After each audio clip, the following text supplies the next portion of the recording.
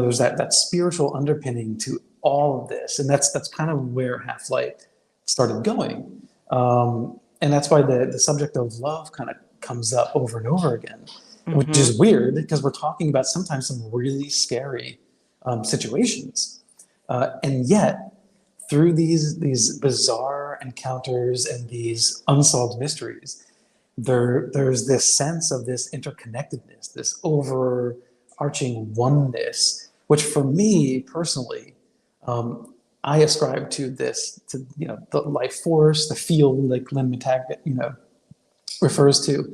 I call it love of the big L or universe of the big U. And it's amazing that someone like Geraldine Orozco Mm-hmm. can have an alien, what she calls an alien abduction, right? And it's scary. It's not right to my mind, and yet it put her on this path of like a deep metaphysical search. Right now on Higher Journeys with Alexis Brooks. Well, hello, everyone. Welcome back to Higher Journeys. Of course, if it is your first time here, I welcome you. I am your host, Alexis Brooks, and I am thrilled, always thrilled when we're going to be talking about the paranormal from end to end. That's exactly what we're going to be doing today with my special guest, first-time guest, Mhm. and director of the film Half-Light, Mr. Alan B. Smith. Welcome to the show, dude. How are you? I am good, dude. How are you? Dude, that's the first time I'm I called love a lot of it. things. I know. Yeah, every once in a while, dude slips out when I'm speaking to my wife, and she's like, "I'm not a dude." I'm like, "I know. It's just vernacular. I grew up with that word." A lot of people do that. I'll Yeah. take that without any, Yeah. It's physical. a yeah. It's a loving. It's an affectionate term. So yeah. I've been called a lot of things. I've probably been called you too, but nonetheless. Right. My apologies. Oh, no apologies necessary. Listen, Yeah. we're talking about weird stuff, right? That's what we're going to Hmm. be doing today. We're going to be We talking are. about, Yeah. and I say that uh, somewhat euphemistically, I suppose. To the journeyers know that what we talk about here, I do not consider paranormal. Actually, as I've said, it is normal, not yet understood. And in this film of yours, it runs about an hour and a half. An hour and a half, guys, of some good stuff, a lot of stories. Hmm. I think we can surmise that this, what we call high strangeness, is not para. It's not unusual. Well, it is, I suppose, to normal folk that still refuse to believe it exists. It is Hmm. something that is quite ubiquitous in our history.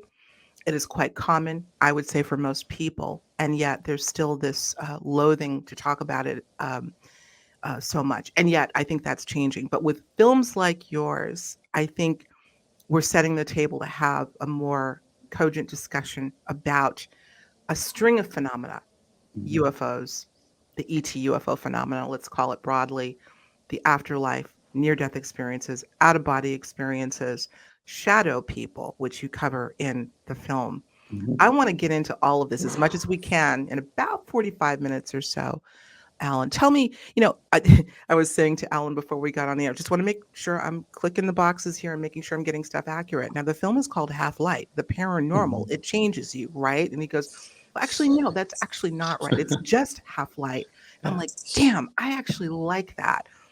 Here's why. The paranormal, it changes you. Yeah. It changed you, right? After this sighting of yours at 12 years old. Let's start with that. Yeah. Yeah. No. And now I'm wishing I did make that the You subtitle. can always change it. I know. I probably could. Yeah. So yeah, it does change you. It puts you into a new mindset. And so for me, it started at 12 years old, roughly 12 years old. A friend of mine and I, kids in the back of a car, our parents were driving, and it was what was called the poor man's highway, and it runs parallel to the New Jersey Parkway. And it was called the poor man's highway because it was, a rougher road, and you didn't have to pay the tolls. And it's a beautiful area in the Pine Lands in New Jersey, the home of the Jersey Devil. And we're just kind of peering out the window, and I don't know which one of us saw it first, but there was like this light, and there were two lights, and they were moving, not, just subtly, you know, in front of the star field behind it. So it was like they would look like really bright stars, but they were moving, in the fore. Well, one of them in particular, it dashed across the sky, stopped on a dime, streaked back across the sky, stopped on a dime, and then went up, like into the upper atmosphere, like a shooting star in reverse. If you can imagine what that looks like visually.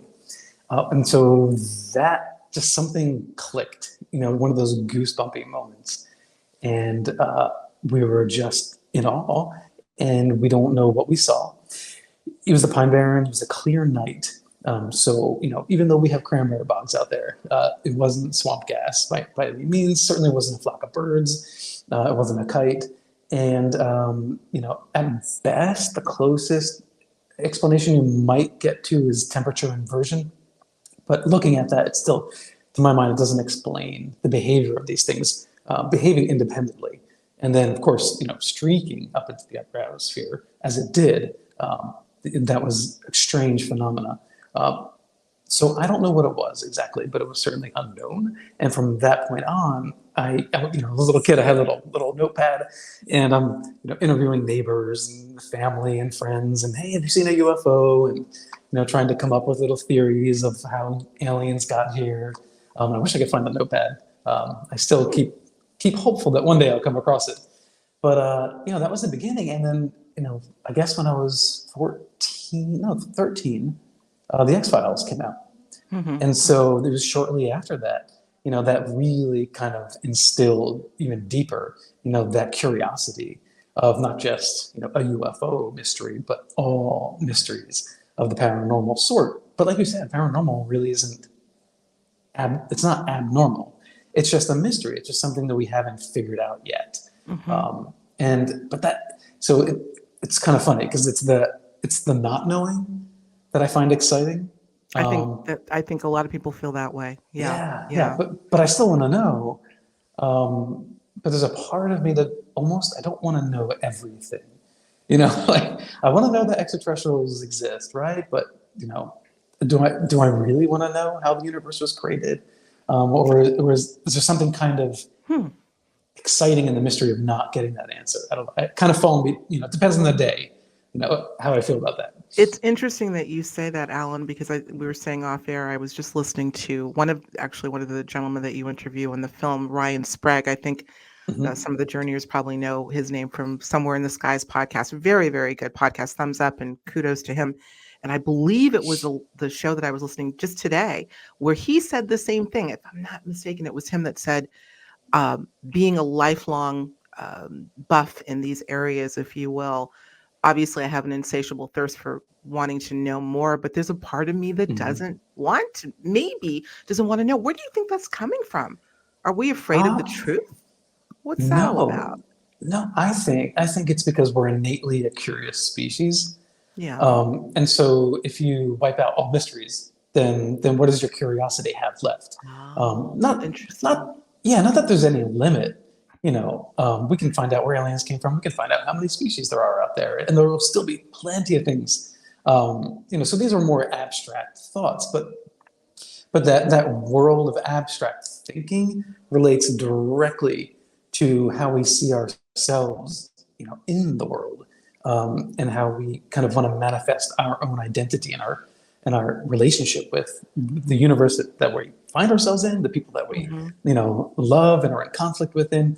There's that spiritual underpinning to all of this. And that's kind of where Half-Light started going. And that's why the subject of love kind of comes up over and over again, which is weird because we're talking about sometimes some really scary situations. And yet, through these bizarre encounters and these unsolved mysteries, there's this sense of this interconnectedness, this overarching oneness, which for me personally, I ascribe to the life force, the field, like Lynn Matag, refers to. I call it love of the big L or universe of the big U. And it's amazing that someone like Geraldine Orozco can have an alien, what she calls an alien abduction, right? And it's scary. It's not right to my mind, you know, and yet it put her on this path of like a deep metaphysical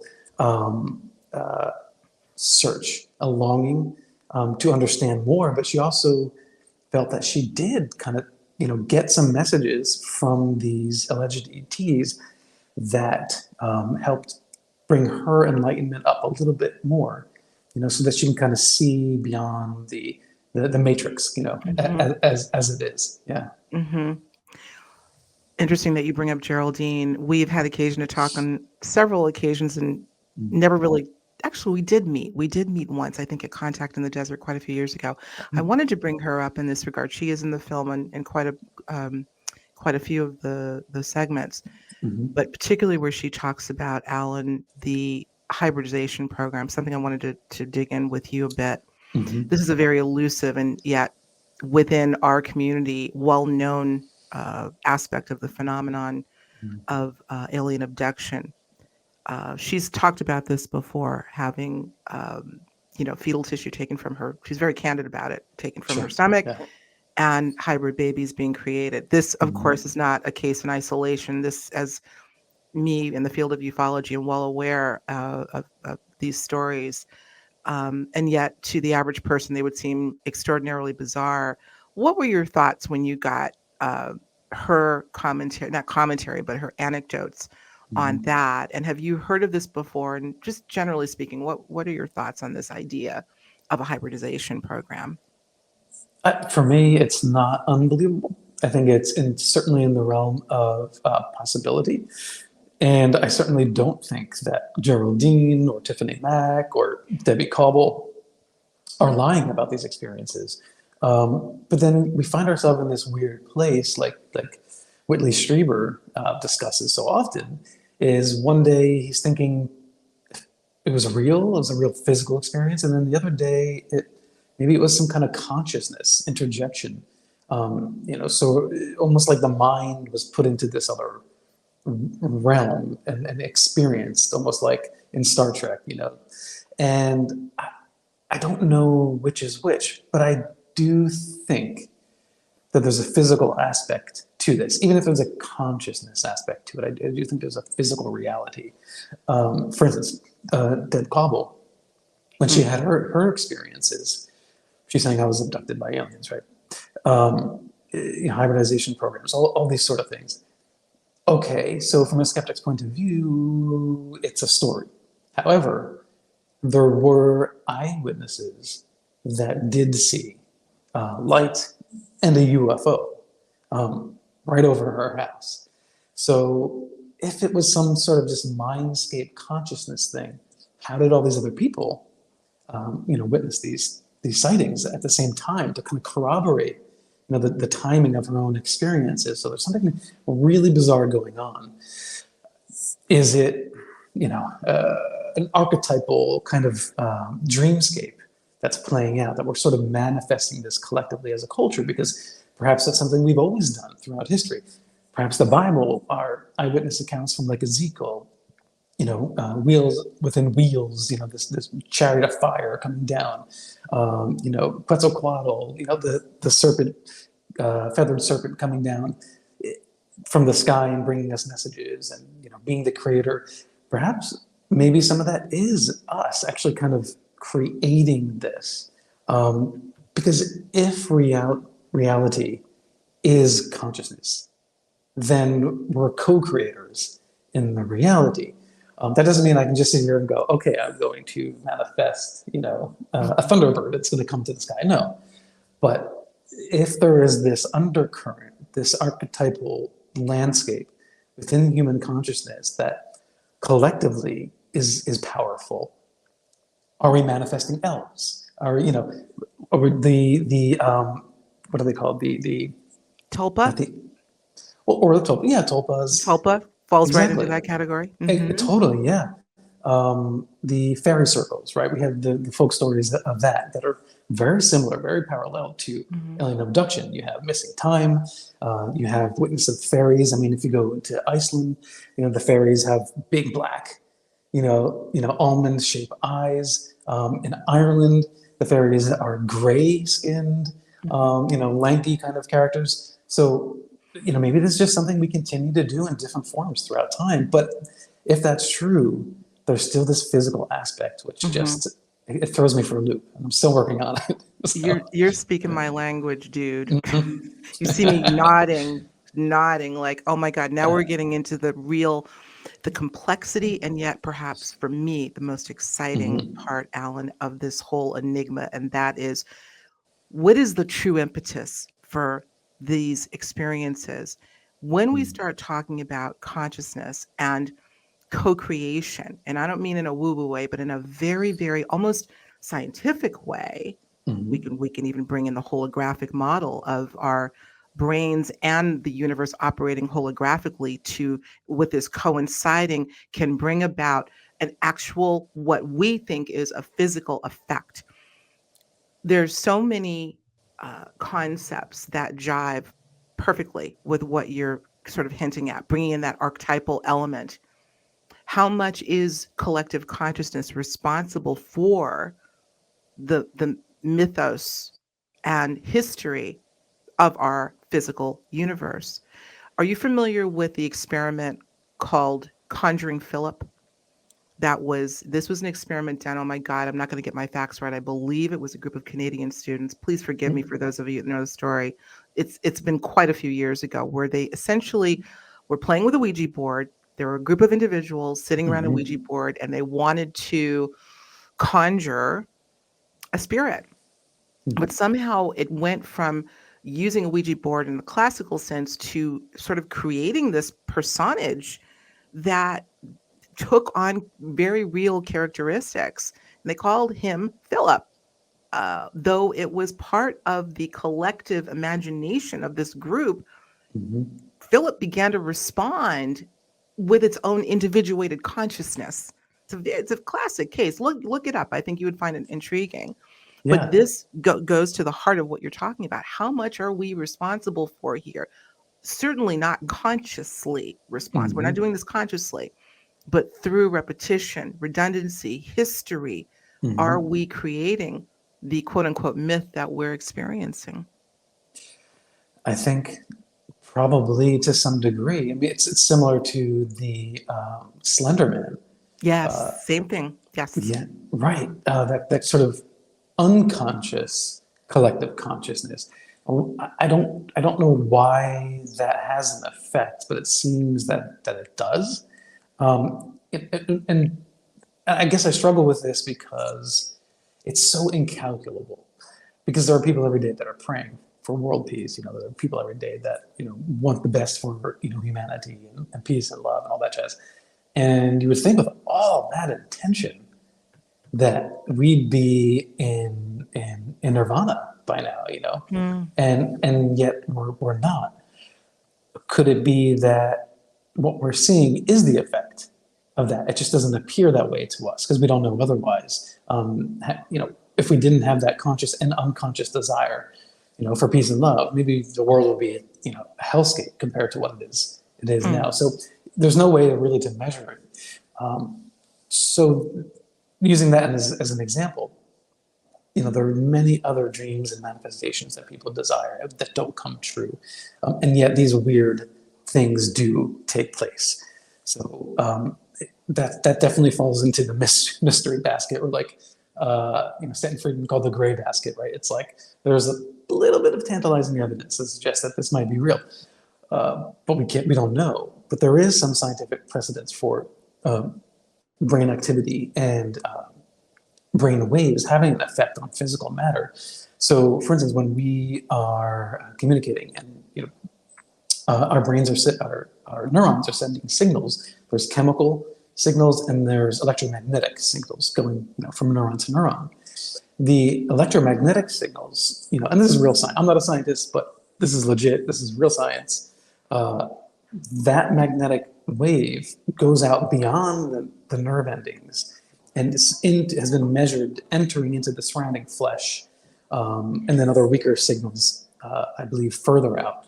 So that literally are thoughts, like the data, the literal data that you're thinking that's going from neuron to neuron is going out beyond this cage. So Yeah. is there have we not just detected an even more subtle sharing of that information that goes out even further, or maybe enters into some other, for lack of a better word, like a quantum realm Yeah. that we're not quite aware of, and then that's where that's shared. That's just the fact that we have that initial. Because if you said to somebody in, I don't know, 1800, 1850, or maybe 1900, if you said, "Oh, there's energy coming out of your brain, and it's sending, signals of data that can be measured with instruments," people would just think you're crazy.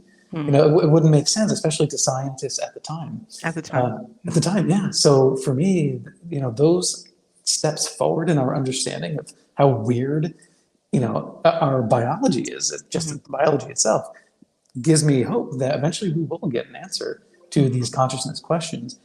And maybe I'm taking a leap, but maybe that's the key for the continued survival of a civilization. Because, scientists are always, SETI's always like, oh, there's civilization 1, 2, 3, 4. Mm. Will humanity ever get to the next level?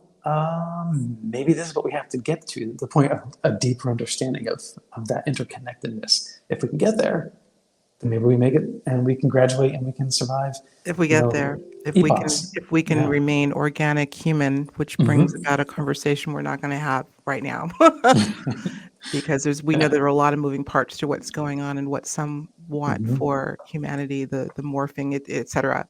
Again, another conversation for another time. Mm-hmm. But you again are bringing up some really, really important points that deepen the complexity of this maelstrom of stuff that's going on.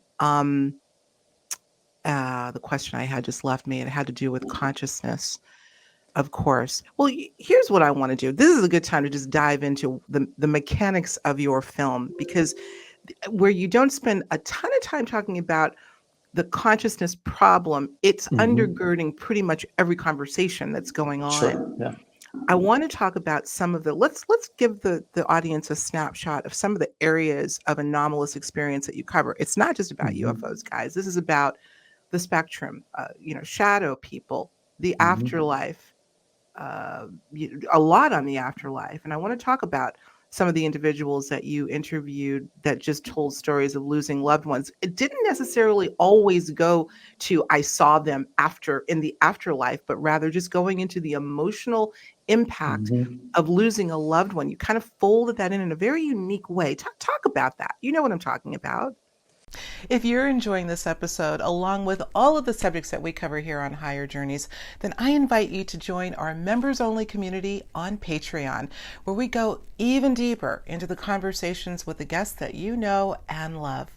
Not only does your membership ensure that we can keep this work going and growing, but you'll also get immediate access to our exclusive after shows. Get up close and personal with the guests of the show, along with many other member perks. So click on the link below to join now, or visit higherjourneys.com, where you'll find the Patreon link.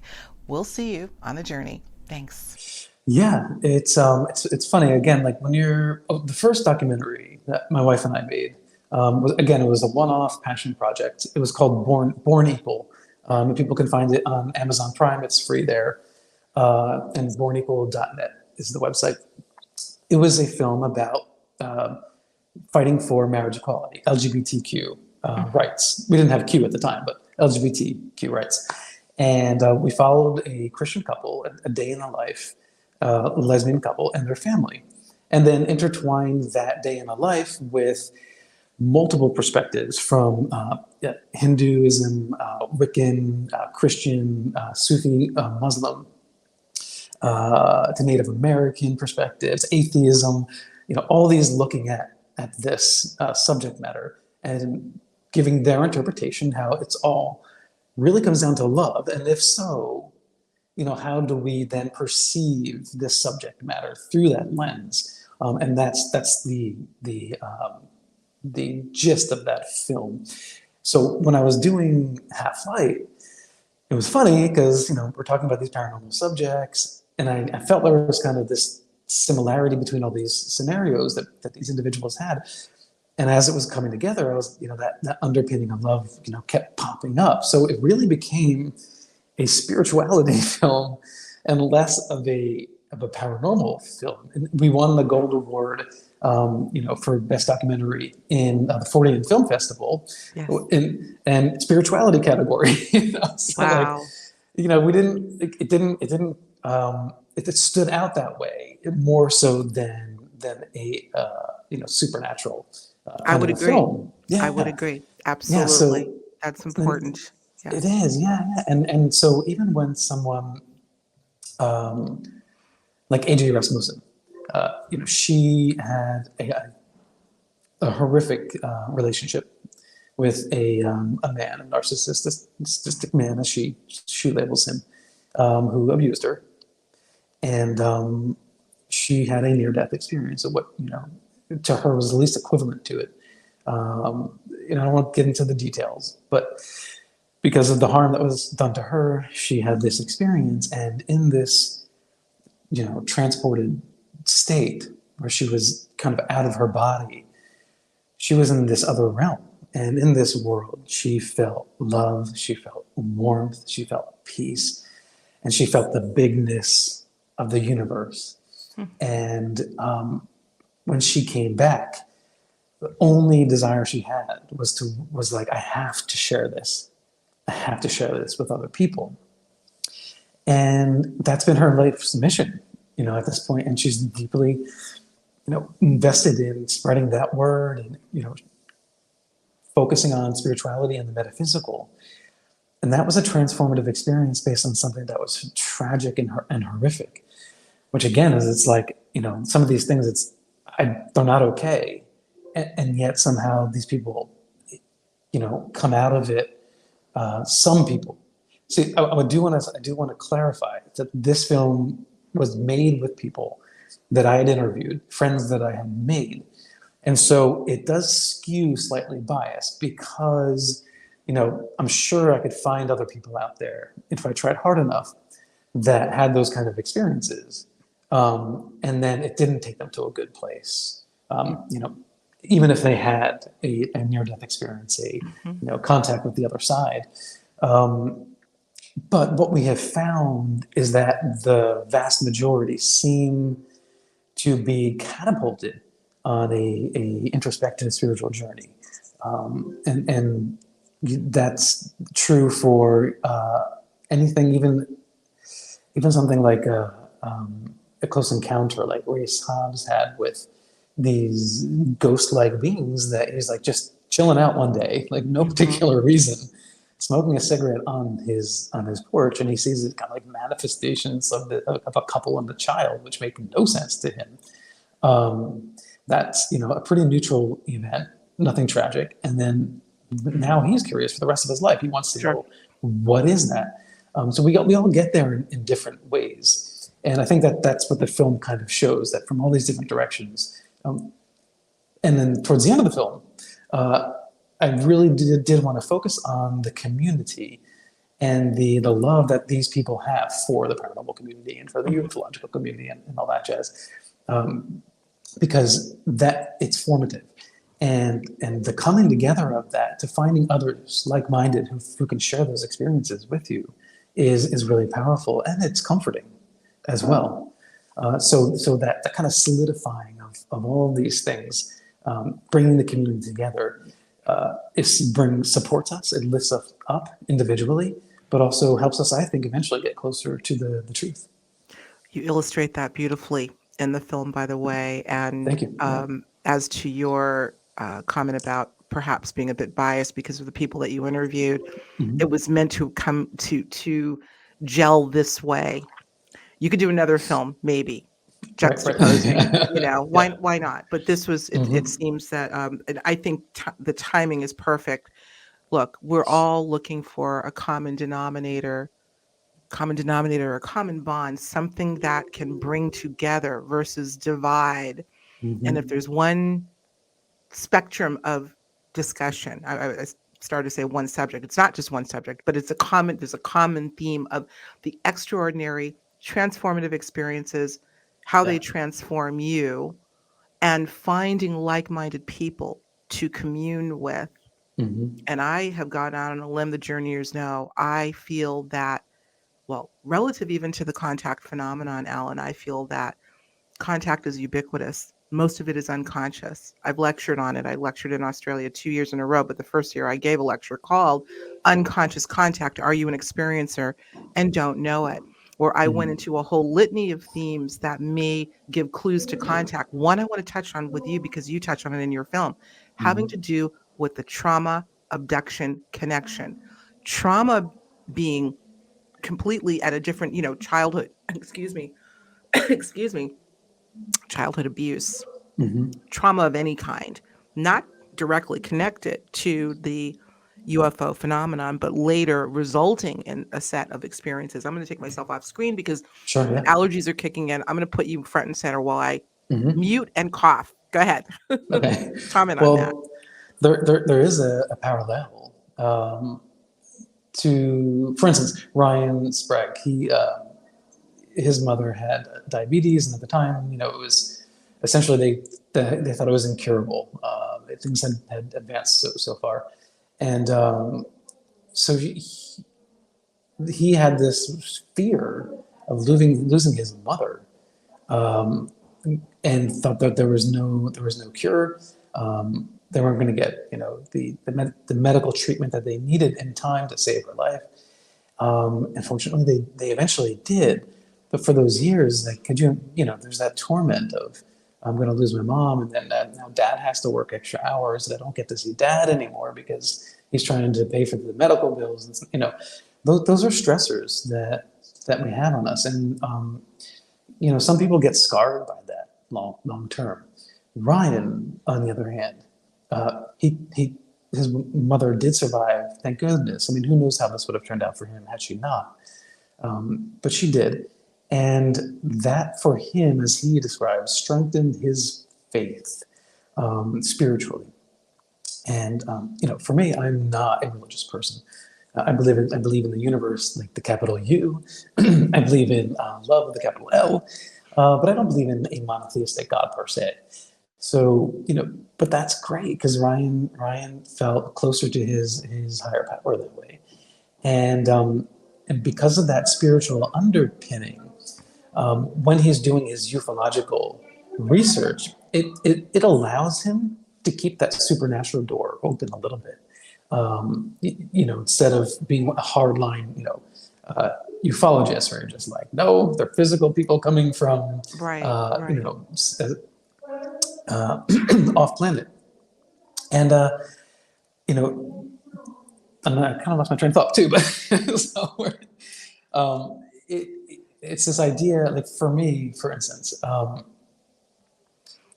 going into the darkness and getting lost and coming out. There's this theme that we see played out in mythology, world mythology, in religion, going into the cave, going into the abyss, going to the belly of the whale, and being kind of catapulted on a hero's journey Mhm.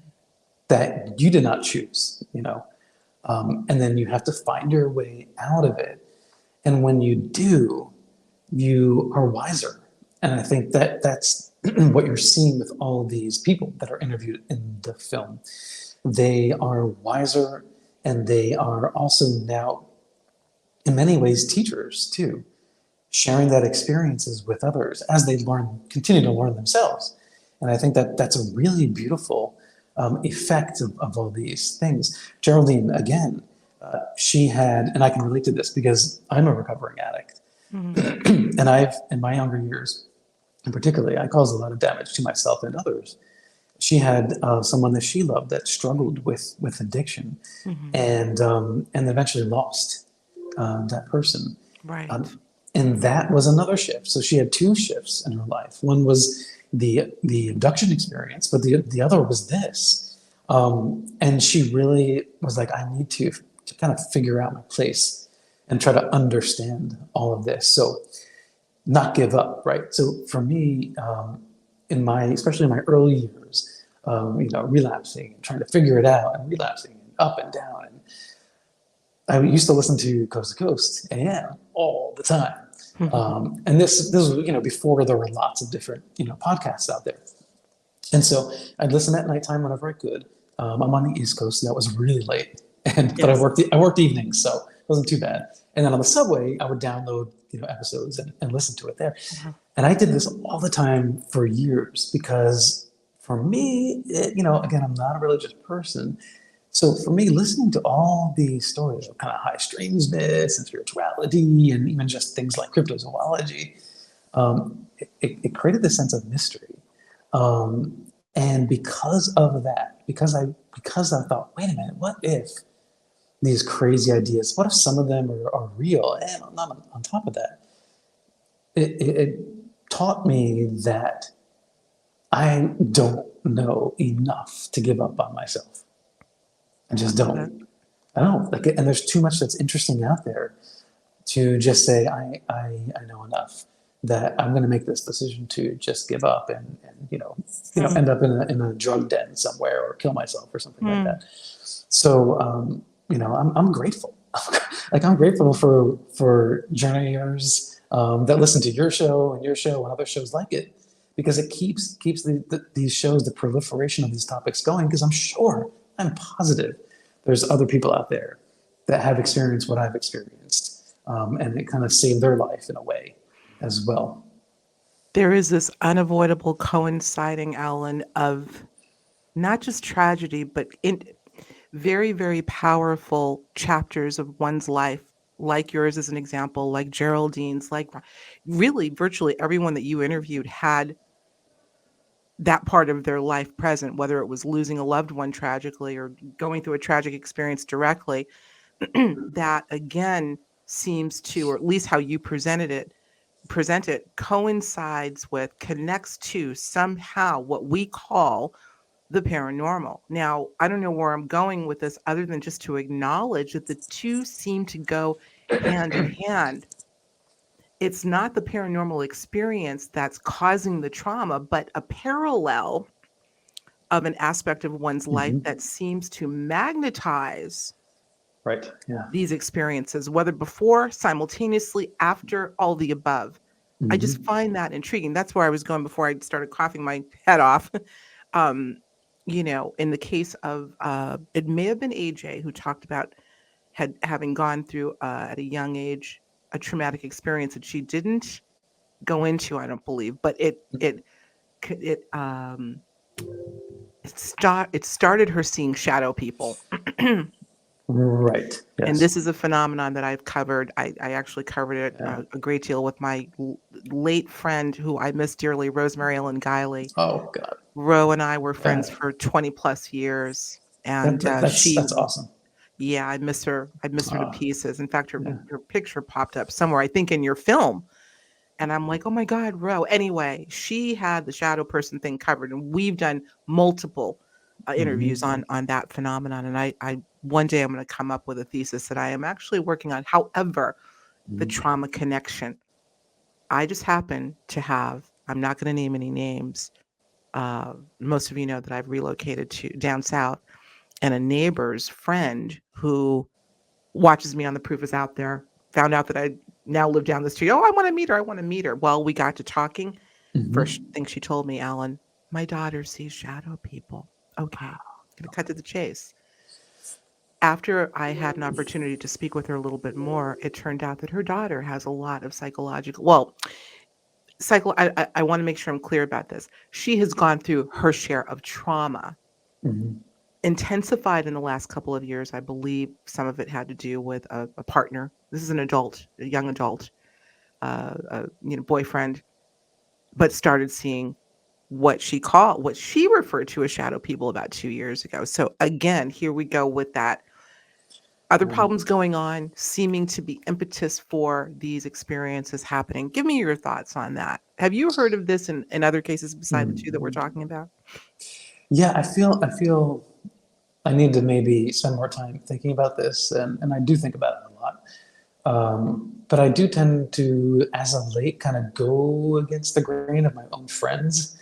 So AJ Heidi Hollis is a good friend, and she has been studying shadow people for decades now.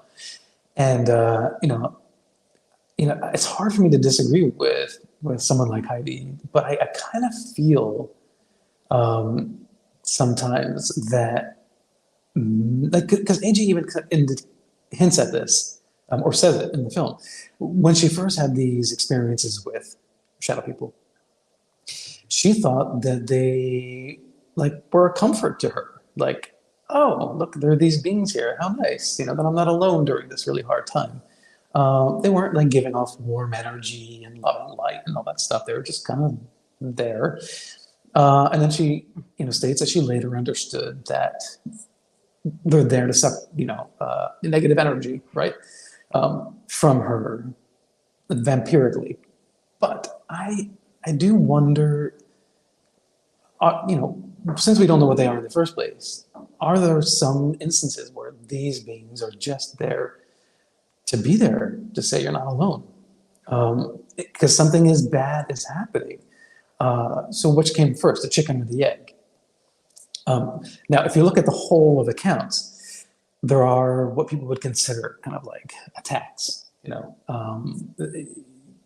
literally draining them, making them, bringing bad luck, it would seem, and hurting them. So, maybe we can separate those accounts from some of these other accounts instead of putting them all in the same category, the same basket. And maybe some of these are different because we don't know what these things are really anyway.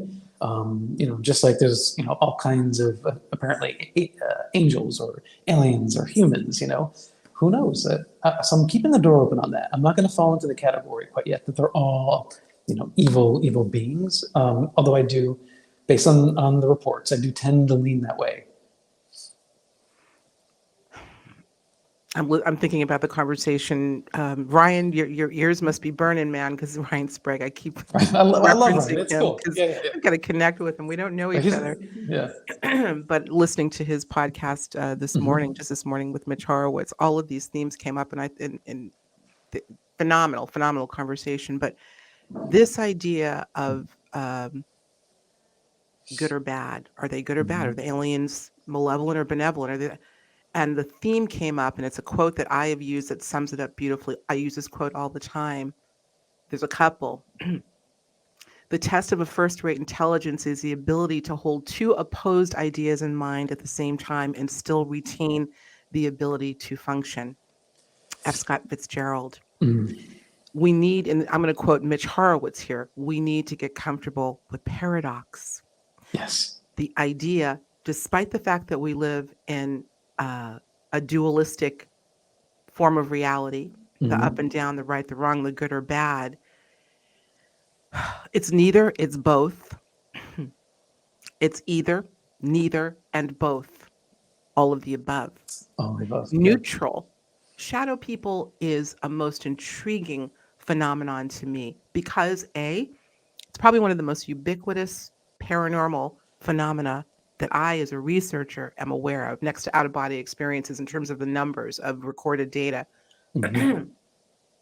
I've personally taken dozens of accounts of individuals, most of which don't even know to call them that. That's why I was surprised when my neighbor's friend came to me and she named it. They apparently have done some research on the phenomenon, thinking maybe someone else is having it. Well, I got news for you. A lot of us are. I believe I had my own, Alan, many years ago. And it wasn't until I started researching, working with Rosemary Ellen Guiley, that I had an epiphany. Gee, I think I've seen one. The question is, what are they? Is it one phenomenon? Let me throw this out at you because we touched on it earlier in the conversation. We talk about to what extent, if at all, our own consciousness is creating the reality across the board. The question has come to mind for me. Might we, based on a whole litany of circumstances, be conjuring, it's a strong word, some of these shadow being phenomena? I always go back to the old, euphemism, oh, you're afraid of your own shadow. Where'd that come from? That's a really good point and a really good question. Not in all cases. I want to stress that. But could it be in some cases that we're perhaps, in some cases, I want to stress this, creating a throw off of ourselves, perhaps our shadow side, hence the observation without any action? Okay, so we often talk about intention. whether that's just everyday intention or manifesting your reality and bringing the things that you want to through your mindset, through meditation and ritual and all that kind of stuff. And so if we can accept that the combination of intention and effort can literally attract things, kind of massage the universe in a way to kind of help you along the way on your path and bring to you what you are hoping for, then couldn't our mental states and our intention also bring these beings, if you're thinking unconsciously, so that could be an angel too, right? Like people, I don't believe in angels particularly, but people have those encounters, they report those encounters. So what's going on there? If they're in such a place that they are kind of calling that, or conjuring, that being, I think that's really interesting. And why not it be a shadow being? Depending on the state of mind you're in, maybe that's what you're manifesting, so that there is something there. If you're in a really dark place, just because it's a shadow doesn't mean it's evil. And then, so maybe I think that conjuring something like that is totally possible, because I do believe that our intentions can manifest things. Personally, I'm still struggling with how much is too much effort, and how much is not enough effort. What's the formula, in other words? Yeah. It's so common. It's a tough one. I'm It's still working on it. elusive. Yeah. Because sometimes I work really hard. I'm like pushing myself. I'm like, I gotta get this done. But then on the other hand, there's like the flow of chi, and I know that if I kind of let go and tap into the force, then some things will just kind of happen on their own. So Tapping into the force, I think. yeah. Oh my God, this could be, you guys, we could go on for 2-3 hours. We're gonna have to have you back. Yeah, I love you so much. Alan, I love these conversations. I Yeah. do too. I do it every day, all the time. My husband gets sick of it, but I bring him in. Anyway, I mean, there's a lot to love, right? There's a lot to explore here. I'm gonna kind of wind down on this note. Are you familiar with the Sure. Seth material by the famous late Jane Roberts? The The channeled work of Seth. Seth. I am, so, it was brought up on the show once before, but I've not spent a lot of time researching I think that's it. something you would That's what people absolutely keep telling me to do. enjoy. Well, there you Yeah. go. There's your signal. Okay. Do it. Well, That's I'm it. going to just go ahead and quote Seth. A very simple quote, and any Sethians would know this. Yeah. Consciousness creates reality, not the other way around. He made it so simple. Obviously, he had these phrases: you create your own reality, YCYOR. I'm a student of Seth. I studied it years ago. Okay. These concepts that are complex, but he had such a way, we say he, this entity that was channeled quite profoundly through Jane Roberts, who died back in the mid-'80s, I believe. Copious notes taken by her husband, Robert Butts, who's since passed. The most amazing body of metaphysical work and understanding all of these mysteries that we're talking about from a very unique perspective. But at the core, for him, for Seth, the message was and continues to be: consciousness creates reality. And therefore, not the other way around, he said. And therefore, all of these phenomena that we are so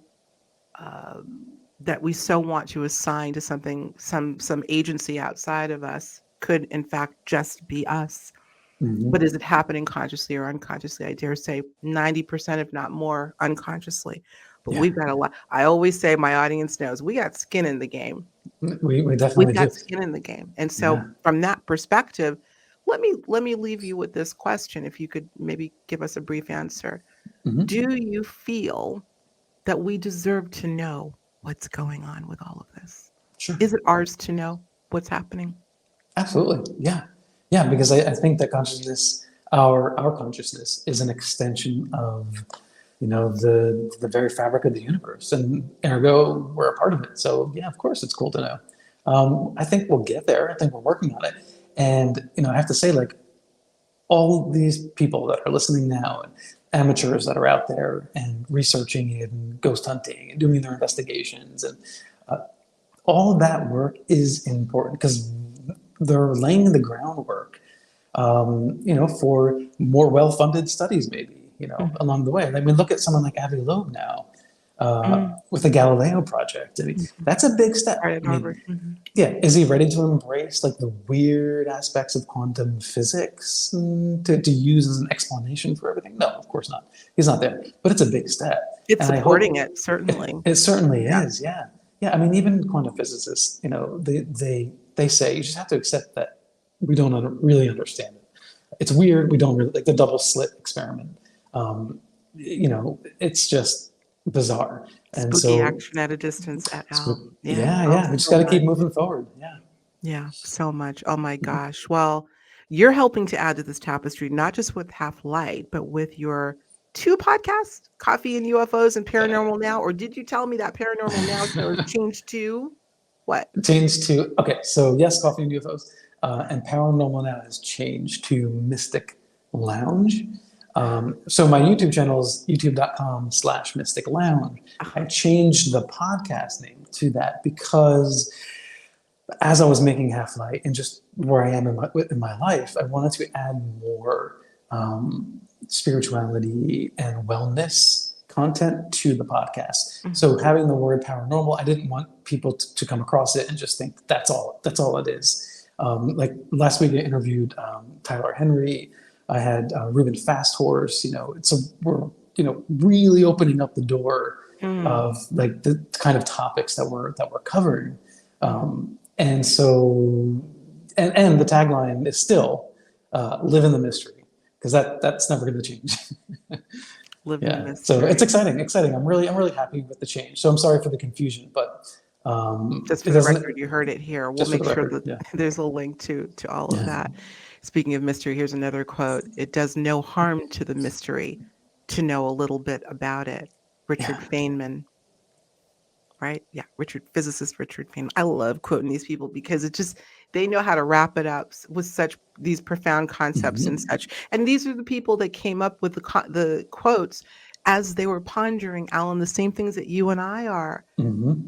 You know, Well, even mystery. even yeah. Hmm.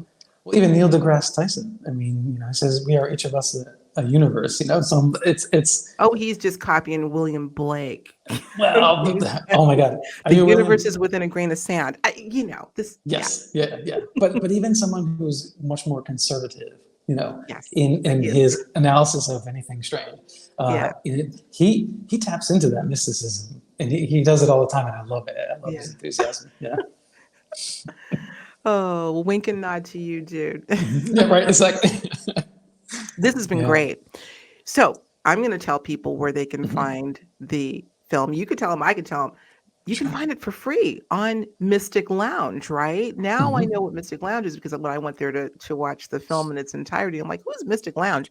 Well, that's the formal Paranormal Now. Yeah. So Yeah. all of you guys go over there. Please watch this film and come back Mhm. to me.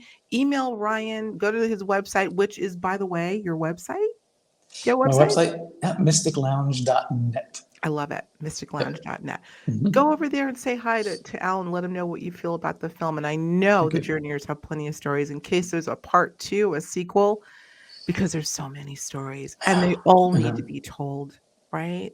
But do you have a story to tell? Because maybe we can interview you for the next one. Oh, please. Do I have a story to tell? He doesn't Yeah. know me that well, Journeyers. Not Do I well have a enough, story clearly. to Yeah. tell? My story's been told a few times. Yes, I do. I have Okay, cool. lots Yeah, of stories to tell, but I love listening to other people's stories. So sure. this has been great. Thank you so much. And congratulations on the awards with the Thank film and you. more Appreciate to it. come, I hope. I hope Yeah, so. Yeah, we're still in the running, so we'll see.